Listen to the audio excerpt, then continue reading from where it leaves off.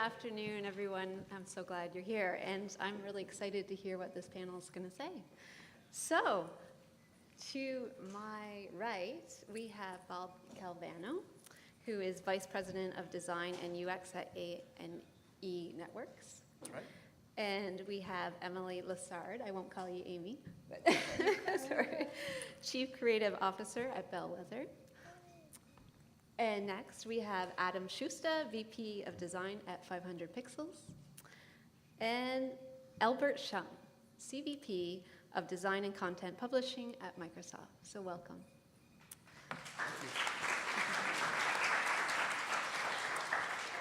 So we'll start with our first discussion question, and that is, what types of restrictions have you encountered in company brand guidelines? And how do you identify opportunities and flexibility within those guidelines? I've got a good one for this. There's no restrictions. They're guidelines. So I think it's our job as designers to look at those guidelines and then interpret how they're going to work with whatever medium, with whatever problem we're trying to solve. How do we use those guidelines to try to stay on brand, but not look at them so much as restrictions? I love that. I also think that it's part of all of our jobs as in-house people to make sure that guidelines stay relevant and don't become stale, because I think all of us could trade stories about being in an in-house place where the guidelines had become stale and suddenly it was rebrand time. I think that can not happen as often as some managers feel like it should if people continue to refresh and go back into the guidelines and really see it as a collaborative document. Great. And the marketing team will tell you if you're off brand. Oh yeah. So Well, you can just push it mine's as far as always you want. pushing stuff that's Push it not as part far of as the you brand. want and let Yeah. them bring you back and say, no, that's not on brand. Right. Right. Okay. What strategies would you recommend for ensuring a brand remains consistent across applications, especially? Or did I already? I'm trying Yeah. to figure this one out. Yeah. So I mean, obviously, you're applying brand to multimedia. So how do you keep it consistent? I mean, at 500px, we have so many different apps, so many different things that we try to do. We try to keep our guidelines as simple as possible so that anytime we have something new we have to do, whether it's here's material design for Android, or here's the new iOS 10 or something like that, we can implement something that's generic enough that it feels like it fits in, while still feeling native to the platform. So whenever we look at something, a new platform, we're always looking at how can we fit into that platform as opposed to how can we take that platform over. And that's how we kind of try to stay relevant and feel like we belong in that platform.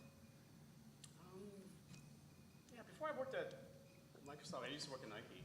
I was there, I guess I was in-house for a long time there too. I was there for about 11 years. And to stay relevant, it's always about keeping the pulse of the customer, like getting out there and understanding who your customers are. I think that's sometimes, we look at guidelines as a static thing and we got to produce it, it's deadlines. But it's how do you actually become more customer obsessed and translate those insight, that emotion into the guidelines that actually inspires people to use it versus have to use it. I want people to use it. Right. Maybe that's at least that's how I try to do it. Yeah.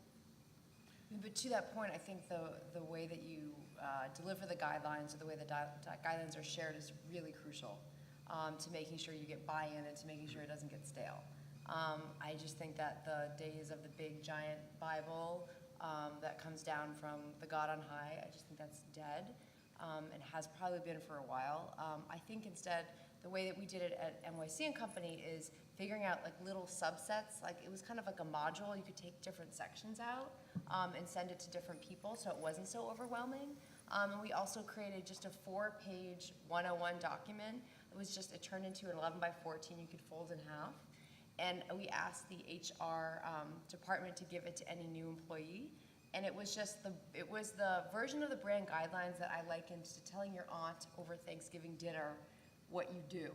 It was like the bare bones stuff, like what's the background, like what's the general stuff that like someone gets dropped in who doesn't necessarily need to know design but wants to be part of the brand, needs to understand.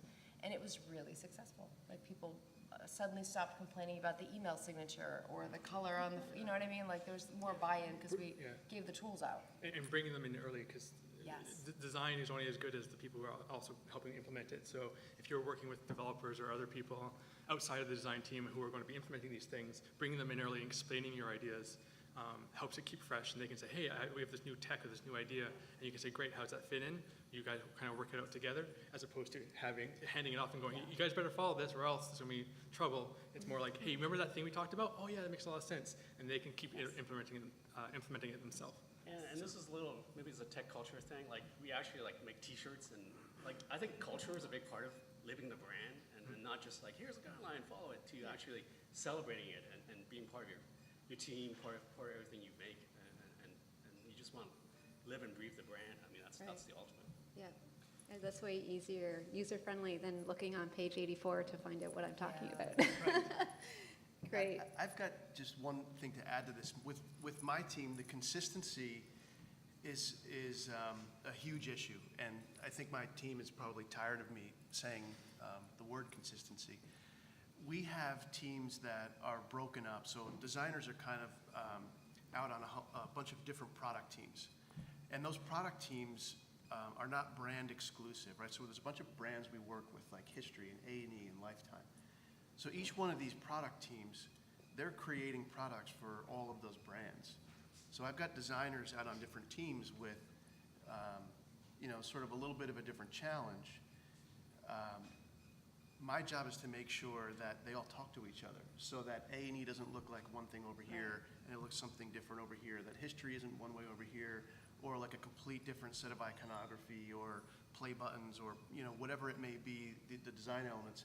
They need to stay consistent across all these different product teams. So for me, it's communication. It's really about everybody continuously checking in with each other. It's about the design team having sort of their own set of guidelines versus just the brand down, like marketing type guidelines. It starts to be, I think you were mentioning, there's so many different platforms. How do you fit into a platform like, Material Design or iOS or Apple TV or whatever it may be, with taking into consideration, all of the different pieces that go into that platform, but not just saying, oh, well, we're doing this because it's material. Like, you have to keep checking in with, well, what's the best way to do it for the brand? What's the best, way to make sure that it's consistent across all these different platforms? And it's communication for me. It's making sure designers talk to designers. So how do you facilitate that where it's not this product team wants to outrule this other product team, or we feel that we're doing something more unique with the guidelines than you guys are, so let us do this and then we can talk about it later. Like, how do you make sure that it's not just a war between the product teams? I guess I'm a good mediator, maybe. What happens is usually one team is doing something before another.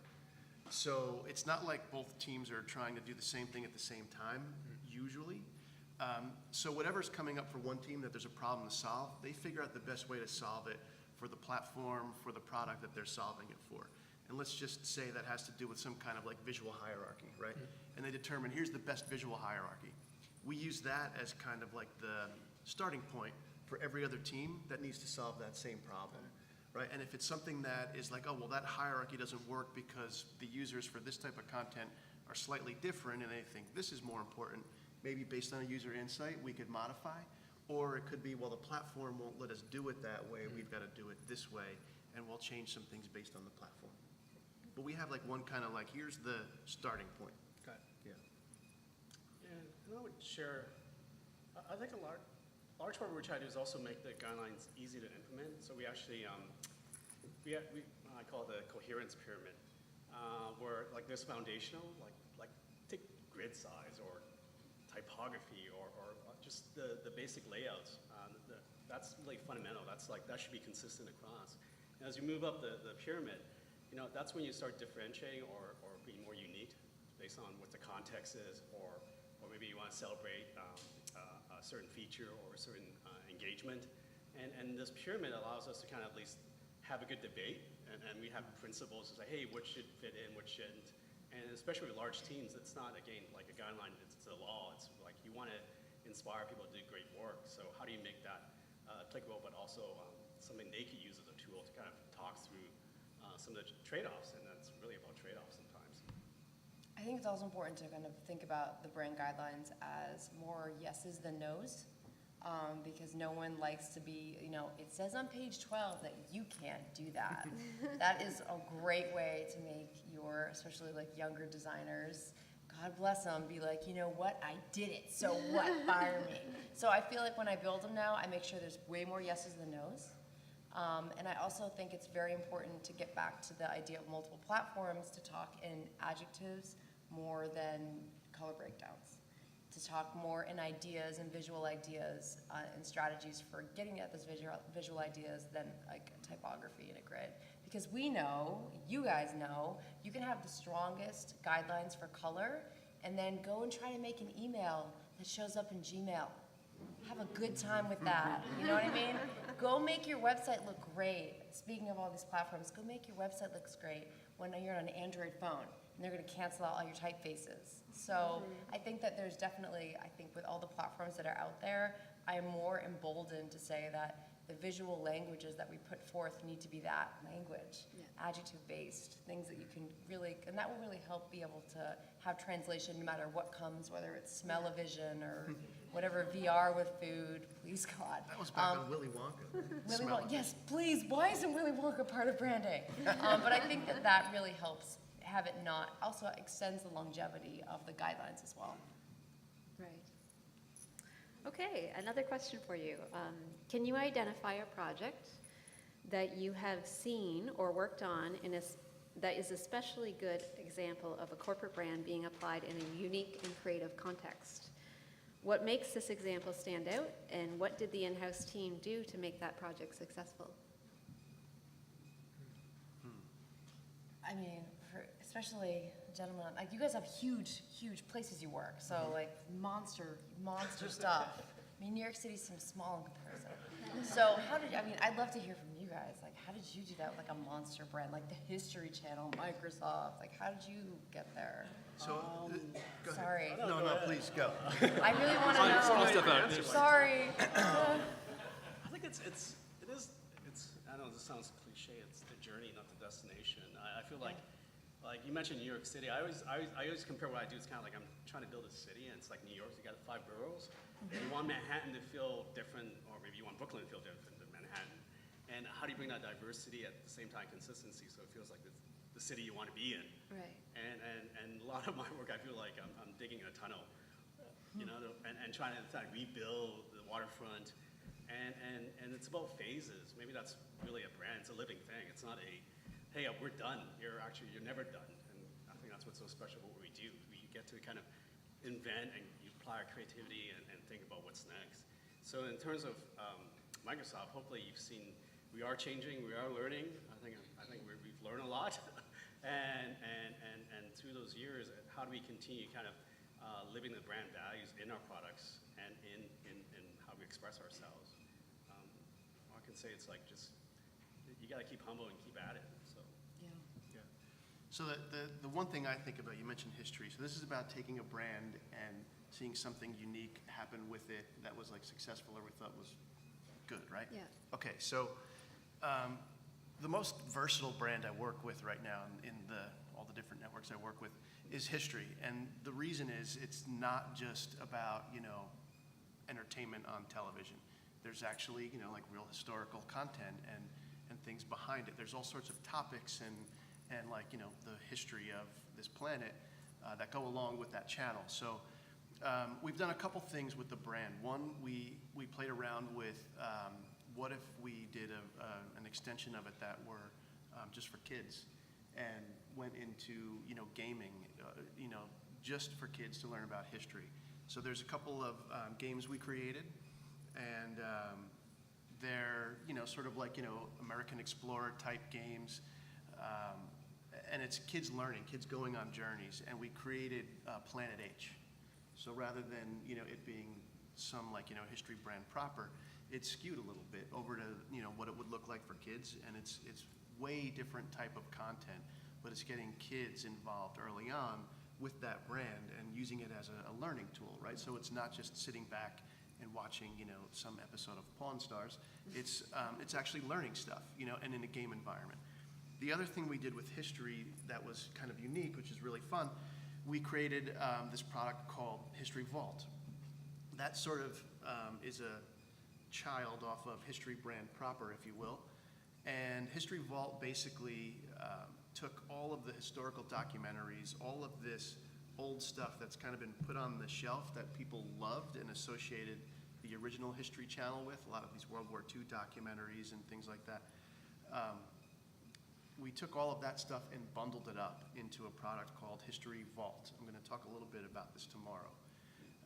What we did there was, we did it digital first, right? There is no History Vault channel. Same thing with Planet H. There was no Planet H channel. We're taking it on digitally first. So what we did with History Vault was we bundled all this stuff up. We came up with, a sort of a sub-brand and created a product. What's really cool about the story here is they actually took what we did and they want to rebrand another channel. So they want to rebrand History 2. I don't know if I should be telling you guys about this, but Don't tell. shit, it's out now. So anybody familiar with H2? I think you all get it? Yeah. So H2 will be shortly rebranded. It's going to be called History Vault. So something that we did with the brand in digital, they've looked at and said, wow, we think we can actually turn the network into this. And then, of course, an agency gets involved and we start changing everything. Oh. But those are some of the really cool things that I've seen happen within like the past year or two. Right. Yeah. Yeah. Great. Sorry, one really awesome thing about so at 5MPX we have a very creative community, a bunch of photographers. One of the coolest things is when our photographers in our community create something using our brand. So a lot of it, you'll see like a light painting, like a long exposure light painting of our logo, or people standing in our old Infinity logo we used to have.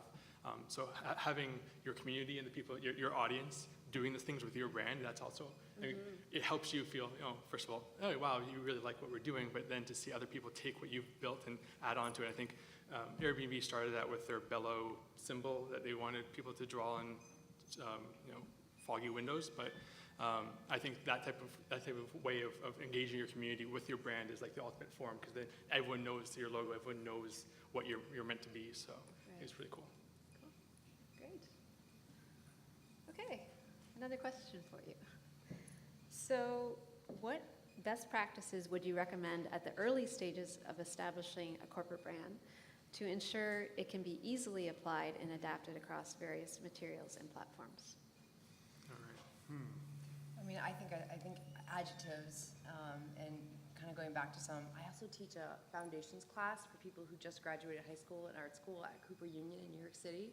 These are people who, the class is the most basic of design classes. It's like, how do you make squares look angry? How do you make this look heavy and this look light? And it's been really rewarding for me because it reminds me that what I think we all do is create visual explorations of ideas and meaning, and I think it's kind of made me reevaluate brand guidelines again to kind of talk about adjectives, but adjectives as ideas as well. And think of all the visual strategies that can come from making a commitment to something, saying like, this brand is heavy, this brand is fast, and it kind of gets at that longevity. And I think that type of branding is becoming way more interesting to me now. Maybe also I'm hanging out with too many artists, but I think it can also create just a beautiful trajectory for a brand without feeling too much like a straitjacket. Yeah. I think a great starting point for me has always been to get an understanding of what people think the brand is, because the brand is what people say it is, right? The brand is, I could say the brand is bold, and you could all say that brand is like, flat. There's like nothing there, there's no energy behind it. We could say, we're colorful, and you might think like, you're so boring, like there's really not much energy. So whatever people think it is what it is, right? So a starting point when you're creating guidelines is really get an understanding of how is the brand perceived, right? How is it perceived out there in the field? What do people think about it?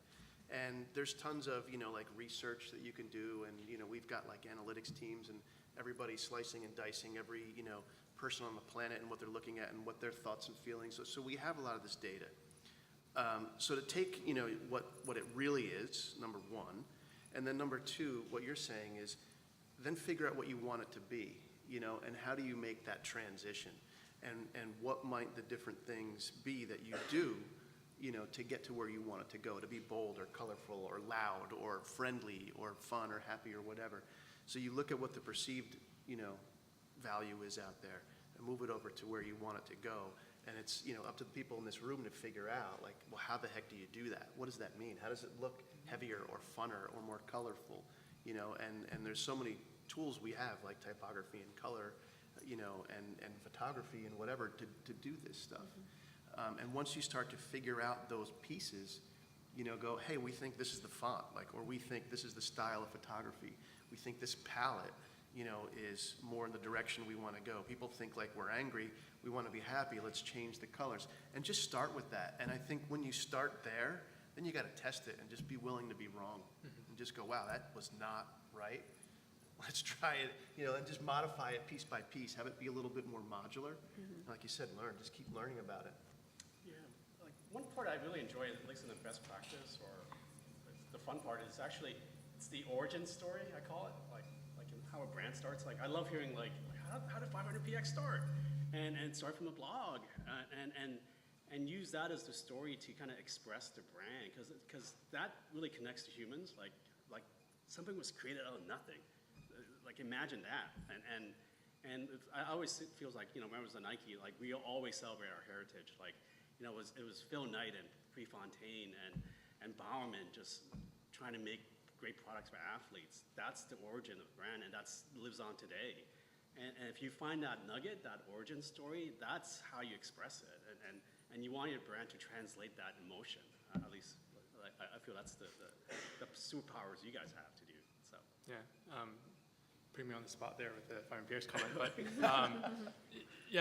one thing that we learned not to do when we were doing our brand is just to lock ourselves into a room and say, this is what we're going to be.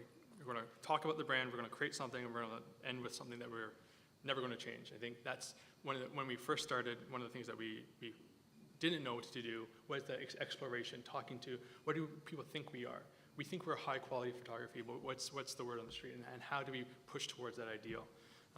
Even more recently with our most recent rebrand last year, we took all that into consideration. So we talked to people and we were like, what do you think this brand means? And even just with our old logos, are you a racetrack? Are you a film company? Like there's a whole bunch of these things like, oh wow, we know that that's what people thought of our old brand. Let's make sure that's completely different than our new one. So we were lucky enough to have gone through that process a second time with the proper techniques involved. So Yeah, I don't know if you caught Emily's session this morning, but the whole rebrand and everything, I think like the Pinterest and looking at what's out there and is like a huge component of understanding where to go.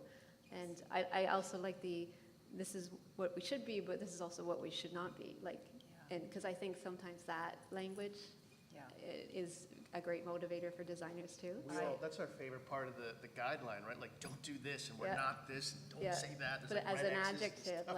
as an adjective, that's It's really funny powerful. too, because sometimes the adjective that you're trying to stay away from can be just 1 degree different. There's a difference between yelling and talking loudly. Great. The difference between like turquoise and blue. So I think that using language to have specificity, even in the nose, to make sure that the nose don't have negative connotations, because that's also the easy way out. Because who wants to be dull? Yeah. Whose brand guidelines say I want to be dull? No one does. Yeah. So you can just kind of like leave out the stuff, like no one wants to be blocky or crappy. Everyone wants to be bright and energetic. I think it's also really great when, this is really unsexy, but file naming, like really, like especially for larger places and Final places. 1, final 2, final 3. Yeah, final, like final. I have, you remember wanted to. those? We all This have is them like, really the this is final. really the final, I know. God help Oh my me, gosh, that's I the almost wanted to take like some screenshots from my beginning presentation this morning and be like, this is what the photos look like. No, but like really commit to file naming and also, and I said this morning too, leave the origin story, leave the breadcrumbs. You know what I mean? Like you sit in these meetings with your colleagues and you get all excited and you built this Superman story, and then you make this beautiful thing, and then you leave because we're all going to be rich and famous, and you go somewhere else, and then how do you keep that story alive? And to make sure that it's in the brand guidelines, I think is really exciting too. That's a good segue to our next question, which I think is pertinent, is that how do you define success for corporate branding? What factors do you look at to determine whether or not the efforts of the in-house design team have been effective for establishing and communicating the brand's message. Let's do a test. Sure. Let's see how successful some corporate branding is. Who knows History Channel? All right, who knows A&E? All right, how about Lifetime? Okay, how about Lifetime Movie Network? Okay, so not so successful there. How about Viceland? Okay, so Viceland is new, right? So, I mean, I think that's how you, like, there's one way to figure it out, like, you know, recognition, you Right. know. And I think when it's done incredibly well, I think we've all seen that example of success when, you know, like if you took one of those old Coke bottles, we all know this story, right? And you break a Coke bottle into a bunch of pieces, and I hand someone a piece and say, what is this? And they're gonna go, oh, that's from like a Coca-Cola bottle. That is how you really know something has been successful out there. When people could recognize it even by the smallest little fragment, the hint of, you know, a piece of that brand, and people get it, and you know, that's how you know. Yeah. I mean, there's all the external reasons why it could be successful, but there's also the internal reasons of my team wants to use it. People outside the team want to use it. You know, you have a really successful brand externally, but if no one internally likes to do it and they're all trying to find ways around it, then is that really successful? Like you want to speak the way you want to speak, so make sure that everyone who has to touch that brand wants to do that. So at Fire MPX, we're always doing these branding things internally. We're like, how do we want to be perceived externally? Can everyone agree on that? Great. Now we can move externally and say, we all want to be this one thing. Let's tell the world about that one thing. So if your brand is internally kind of conflicted, then I don't think it's really successful.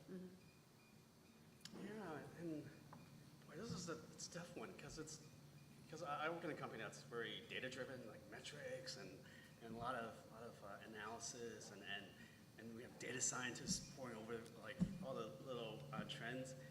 But at the end of the day, it is about relevance. I think like your point is especially in consumer, right? It's a part of people's lives, and how do you gauge that is based on what people say about you, not what you say you are.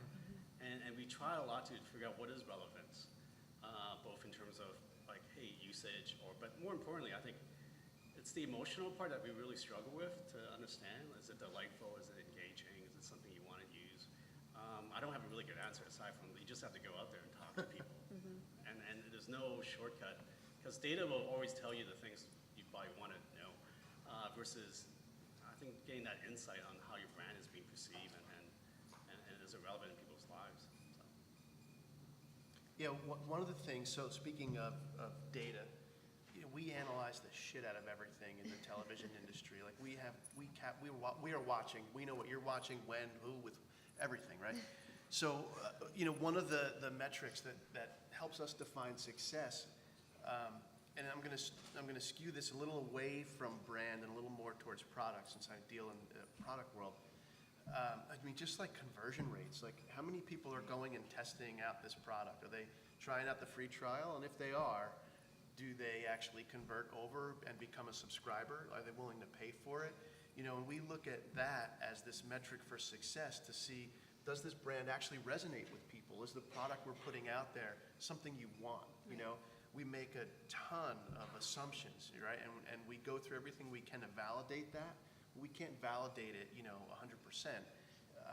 We can validate it to a point where we feel like, yeah, we're making something we think people want. But it's the numbers that tell you whether they want it or not. And that really helps us kind of define that success as we go. Yeah, it should guide you. It shouldn't decide for you. I think that's the most, like, we try not to use data like, hey, you know, 22.3% wants to do this, let's do that. Right. It should just be a guidance, and it's up to you. I think applying creativity and judgment and good taste to figure out what's the right thing to do. So. Right. Right. Okay. So another question, how should in-house designers communicate and work with non-designers within the company to ensure the guys, brand not that guidelines hard. are How much understood time? and Okay, we have filed? 15 minutes. I think I will be spending the rest of my career sorting out that problem. I really do. I think that's a good thing. Can I see that question again? Yeah. Yeah, sure. Where I are mean, we at? the basic shorthand. I mean, the shorthand is like, how do you get people who aren't designers to buy into our ideas and kind of stay on board? Yes. Yeah. I think it's important, I've recognized for my success is has a direct correlation to how much time I spend building a presentation, thinking about how I share an idea, figuring out what day it is. I mean, sometimes small things. I mean, we've all read that study about American juries convict more people when they're hungry right before lunch than they are in the morning. I mean, these little things make a difference. And when you need buy-in, I just think I try not to stack the deck against myself when I need buy-in, and I constantly redo presentations again and again and again. And I've also read a couple books on just different personalities and recognize that certain people want to read it, certain people want to hear it, Right. certain people want to see it in a group, certain people want it in a box, certain people want it with Fox, and whatever it is, but understanding that you need to, if you want, I think, something to be very successful, you need to be cognizant of that, and instead of bristling at it, see it as an opportunity to get buy-in, because that buy-in means your idea is going to be that much more successful. Right. Good point. There's always that idea that designers are educators and that we're trying to communicate with people. But then when it comes in-house, whenever you're trying to talk to someone who's not a designer in-house, you kind of just don't worry about it. This is what we decided. So a lot of the times, it's telling that story. To your point, the origin story. Tell that to who you're working with. Why did we choose to go that route?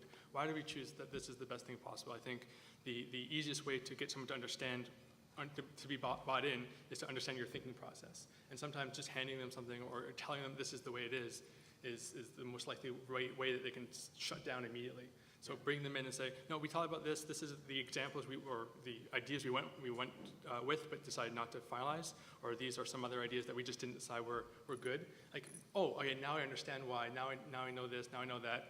I won't question those things anymore. I know the bigger picture, basically. Yeah, a lot of people don't, some people are open to that and some are not. Sure. You know, and when they're open to it, it's great, because they're like, wow, I really appreciate you telling how you got there, and I get it, and thank you. And then you get the folks that are just so black and white. You know, these are usually like the people that are, you know, in the financial area, or the data and the metrics and the, you know, all the analysis and all the analytics. As you tried, this just happened to me earlier this week.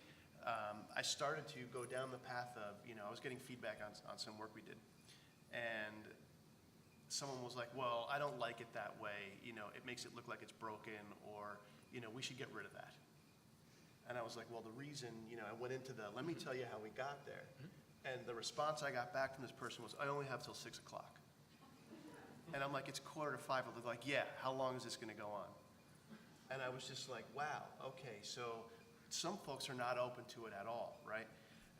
And I think it's in those moments that, like you said, I'm going to continuously try to figure out how do you know, get certain people on board with where you're going with a brand. And right now, especially when we're going through like a redesign of something, a rebrand, a refresh of a brand, people look at this like, whoa, that is too red, we can't do that. And it's like, but this is the direction we're going. You know, this is the way the brand is going. This is what we're doing to move it where we need it to move. And when it's such a big change for people, they don't like it, and they just push back, and they're like, that doesn't seem right. That doesn't seem on brand. Remove that or do this.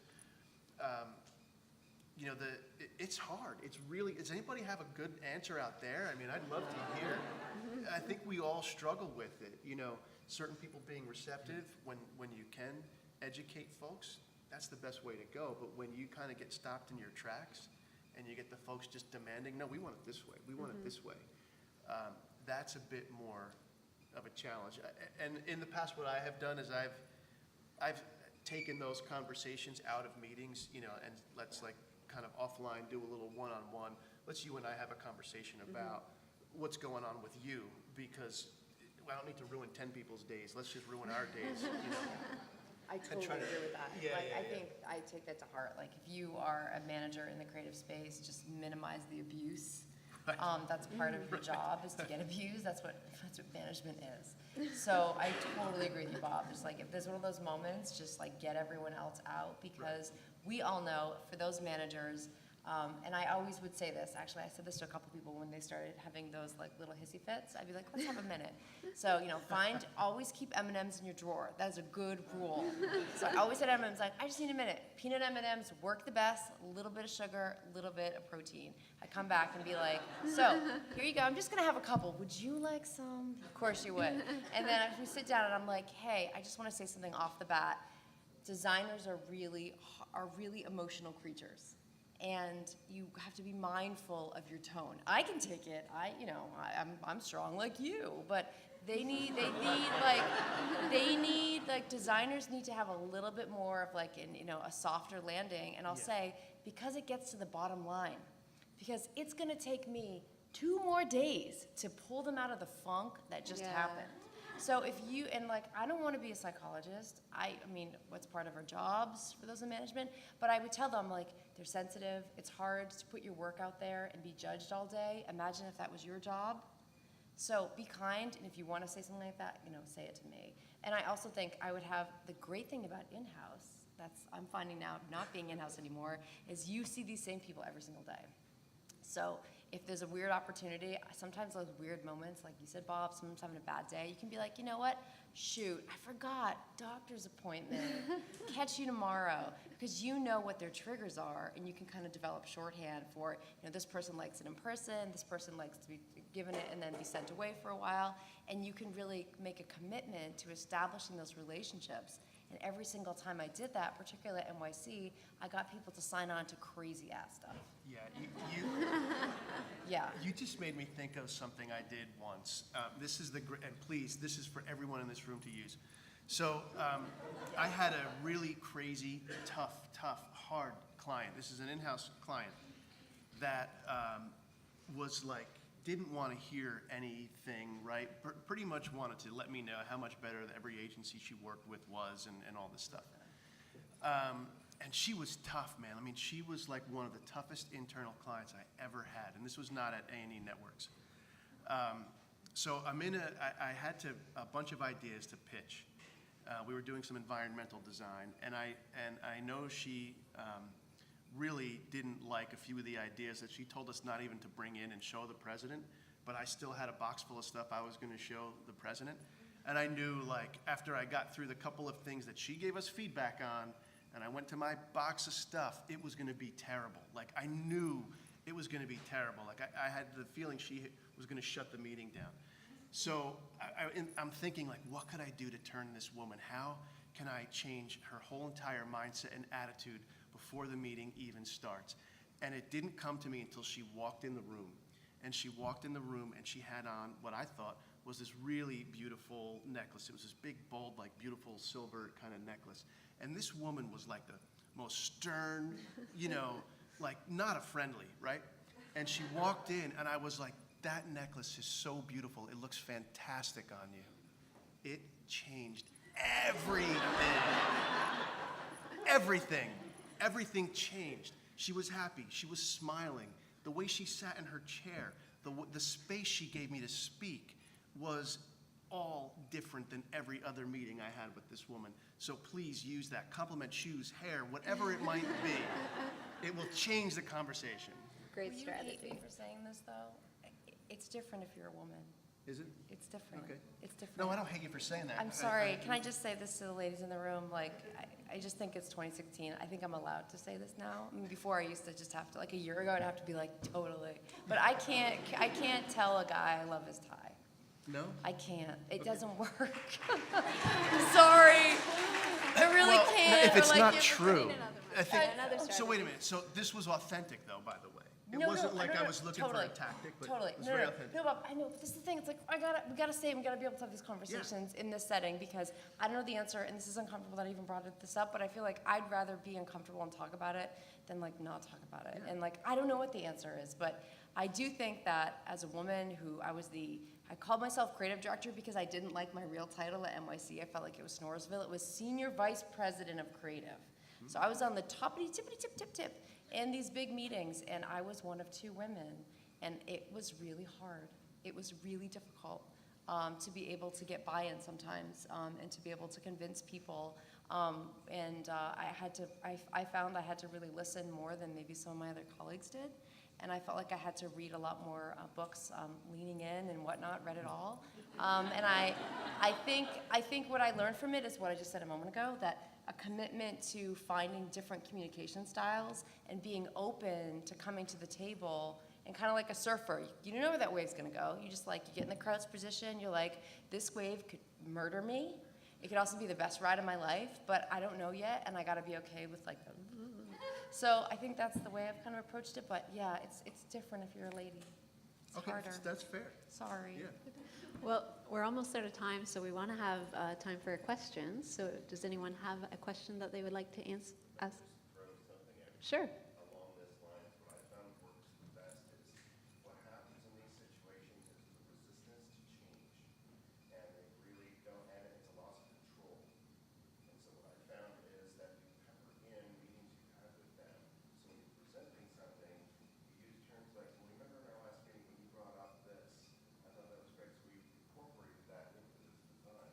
And when you mentioned this and so brought this up, so it's inclusive at that point, and they're less apt to poke holes in something that they're involved in Yeah.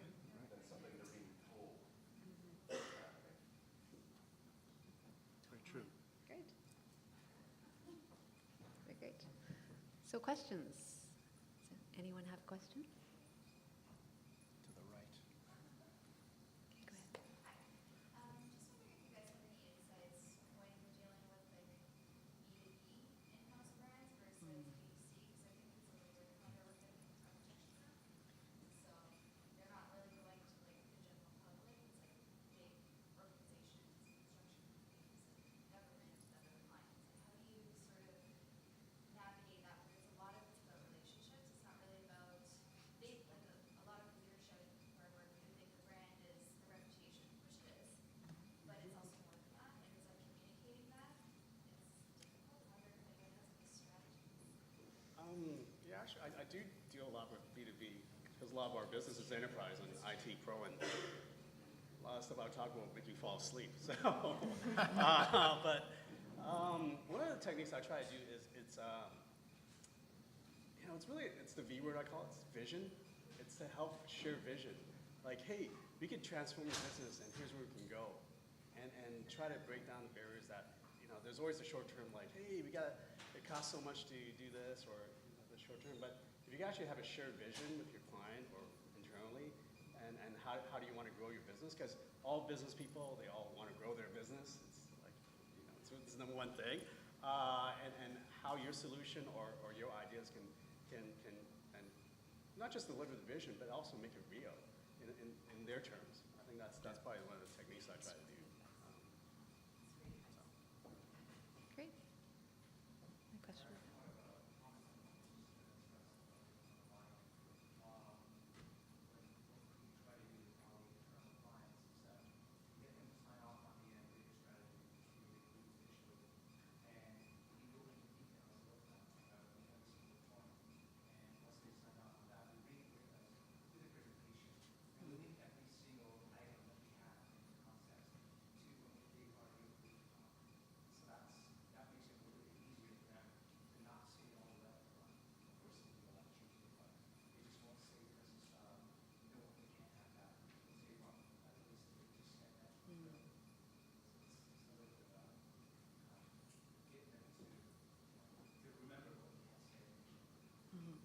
And continue the conversation throughout all these meetings, which is a really nice thing to do too.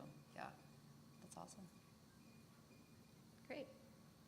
Yes? As an in-house creative in a very established corporate B2B environment, I find that it's often Sorry. Time is up. Time's up. I find it hard to get buy-in from the executive suite in terms of understanding the value not only in myself but also in my team. What are some metrics that you think I can use when on the creative side of things, the metrics aren't as tangible? I can't really say, oh, X people, this number of clicks, that many downloads, and I don't have that as a creative. What are some of my I mean, I deal with that a lot. I'm not go sure. for it, Like, Albert. this term gets used a lot, at least in in-house design. Hey, we need a seat at a table. Like, hey, I need a seat at a table because the C-suite, like, and oftentimes it's not about the seat at the table as opposed to having an agenda. Like, hey, the design team, it's not me, it's us. The team believes in this is where we need to bring the experience forward for our customer. Like, really set more of an agenda framework, so it's not a personal, like, hey, this is what I want to do.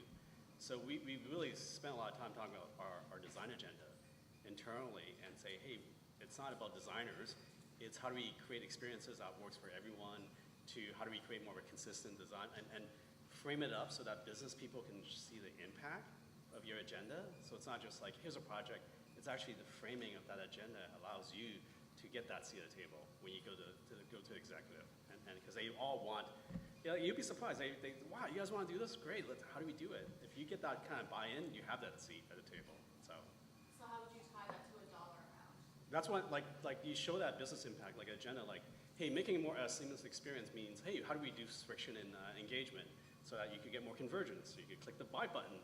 Like, you have to show how the totality of the work actually adds up to making a business impact. And you do have to speak the language of business. Maybe that's the part that's always tricky. And find partnership internally, being a business team. I call it the BXT. It's the business team and experience team and technology coming together and be able to kind of articulate that design agenda. And so. I think I'm happy to share more, so. speaking the language is definitely the biggest thing. When you can say, you don't have to say, I'm going to do this, you're going to change this and get me that. But you can, if you show that you understand where they're coming from, they're more likely to also do it too. So when we're talking, like, there's a few execs up here or whatever, and when we're talking with our team, the exec team, we're not talking about design, we're talking about the business. So we always have to just bring in, how is what we're working on helping the business out, and knowing what they are looking for, you can then make those connections a lot easier than just saying, we need to have 3 months to do this design, because they won't see that as being productive unless you tell them, show them the steps to get there. So. Great. Well, I think we're out of time, so thank you very much to our panel. Well, thank you.